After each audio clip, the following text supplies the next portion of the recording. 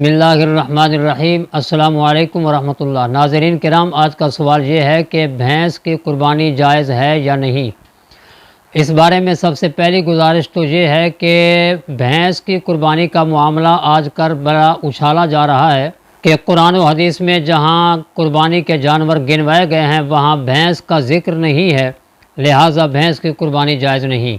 मैं अर्ज़ करता चलूँ कि जिन अहादीस मुबारका में ज़कात के जानवर गिनवाए गए हैं, यानी जिन जानवरों की ज़कात देना लाजिम होती है, उन जानवरों का तज़किरा अहादीस मुबारका में किया गया है, वहाँ भैंस का ज़िक्र नहीं है। तो क्या कहोगे, भैंस की ज़कात नहीं होगी?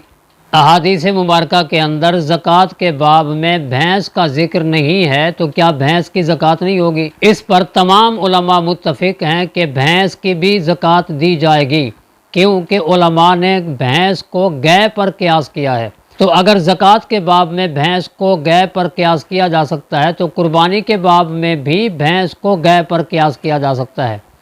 भैंस को गाय पर क़यास करते हुए वही आकाम लागू होंगे कुर्बानी के सिलसिला में भी, ज़कात के सिलसिला में भी। जो आकाम गाय के हैं वही आकाम भैंस के हैं।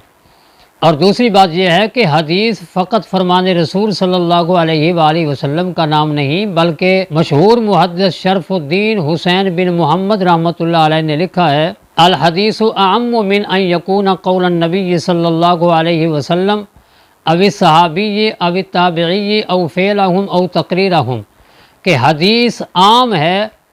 कौल नबी सल्लल्लाहु अलैहि वसल्लम को भी हदीस कहा जाएगा, फ़ेल रसूल सल्लल्लाहु अलैहि वसल्लम को भी हदीस कहा जाएगा, तकरीर नबी सल्लल्लाहु अलैहि वसल्लम को भी हदीस कहा जाएगा। इसी तरह कौल सहाबी को भी हदीस कहा जाएगा, फ़ेल सहाबी को भी हदीस कहा जाएगा, तकरीर सहाबी को भी हदीस कहा जाएगा। इसी तरह कौल ताबी को भी हदीस कहा जाएगा, फ़ेल ताबी को भी हदीस कहा जाएगा और तकरीर ताबी को भी हदीस कहा जाएगा। तो आइए अब चलते हैं सहाबा किराम और ताबईन इज़्ज़ाम की खिदमत आलिया में, क्योंकि उनके अफ़आल, अक़वाल और तक़ारीर को भी हदीस का दर्जा दिया गया है। मुस्नदुल फ़िरदौस में हज़रत अली मुर्तज़ा करमल्लाहु तआला वजहुल करीम का फरमान मौजूद है। आप फरमाते हैं, अल जामूसु तुजज़िउ अन सबअतिन फ़िल उज़हिय्या। फरमाया, भैंस कुर्बानी के तौर पर 7 बंदों की तरफ से काफ़ी है, यानी भैंस की कुर्बानी में 7 बंदे शरीक हो सकते हैं।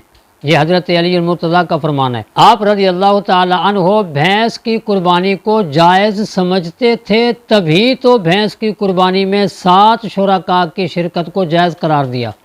और अगर बात करें ताबईन की, तो मुसन्नफ़ इब्न अबी शैबा में मरक़ूम है, हज़रत इमाम हसन बसरी रहमतुल्लाह ताला अलैह फरमाते हैं, अल जामूसु बिमंज़िलतिल बकर। फरमाया कि भैंस गाय के हुक्म में है, यानी जो अहकाम गाय के हैं वही अहकाम भैंस के हैं। अगर गाय की ज़कात लाजिम है तो भैंस की ज़कात भी लाजिम होगी। अगर गाय की कुर्बानी जायज़ है तो भैंस की कुर्बानी भी जायज़ होगी।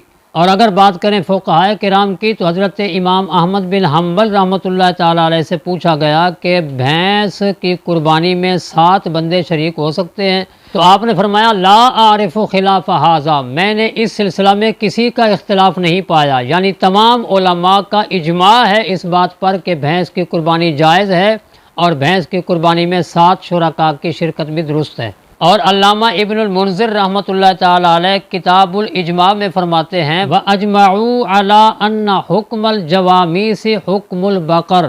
फरमाते हैं, इस बात पर तमाम उम्मत का इजमा है कि भैंस का हुक्म वही है जो गाय का हुक्म है। यानी गाय की कुर्बानी जिस तरह जायज़ है, इसी तरह भैंस की कुर्बानी भी जायज़ है।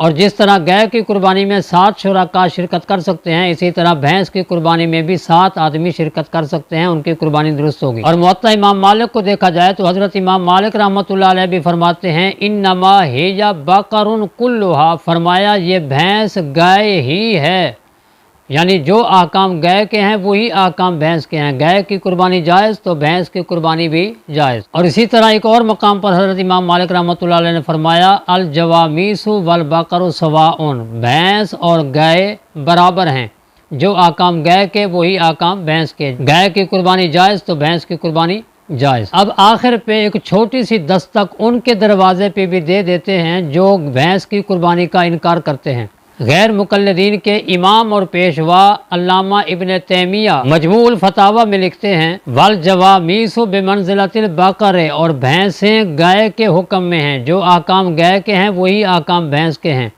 اور ساتھ ہی یہ بھی لکھتے ہیں کہ علامہ ابن المنذر رحمۃ اللہ تعالی علیہ نے اس بات پر اجماع نقل کیا ہے، وہ اجماع کا ذکر میں پہلے کر چکا ہوں۔ اسی طرح غیر مقلدین کے بہت بڑے محدث حافظ زبیر علی زئی فتاوی علمیہ میں لکھتے ہیں اور اس پر اجماع ہے کہ جو حکم بھینسوں کا ہے وہی حکم گایوں کا ہے، یعنی بھینسوں اور گایوں کا ایک ہی حکم ہے، جو احکام گایوں کے ہیں وہی احکام بھینس کے ہیں۔ گائے کی قربانی جائز تو بھینس کی قربانی بھی جائز۔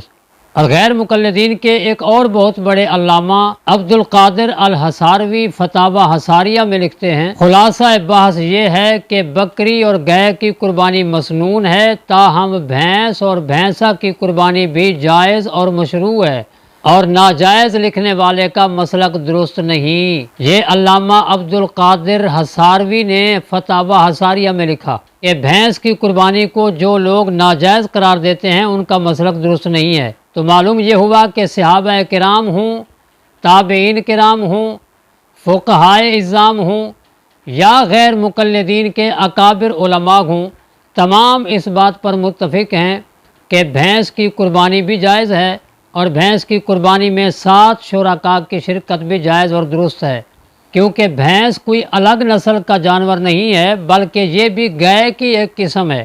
اگر لغت کی بڑی کتابوں تک رسائی نہ بھی ہو تو کم از کم المنجد ہی پڑھ کر دیکھ لیں۔ المنجد میں یہ لکھا ہے کہ الجاموس ضرب من کبار البقر، کہ بھینس جو ہے یہ بڑی گائے کی ایک قسم ہے، لہٰذا بھینس کوئی الگ جانور نہیں ہے، یہ گائے کی ایک قسم ہے۔ جس طرح گائے کی قربانی جائز اسی طرح بھینس کی قربانی بھی جائز، اور جس طرح گائے کی قربانی میں 7 شرکاء کی شرکت کی جا سکتی ہے اسی طرح بھینس کی قربانی میں بھی 7 شرکاء شریک ہو کر قربانی کر سکتے ہیں، ان تمام کی قربانی جائز اور درست ہوگی۔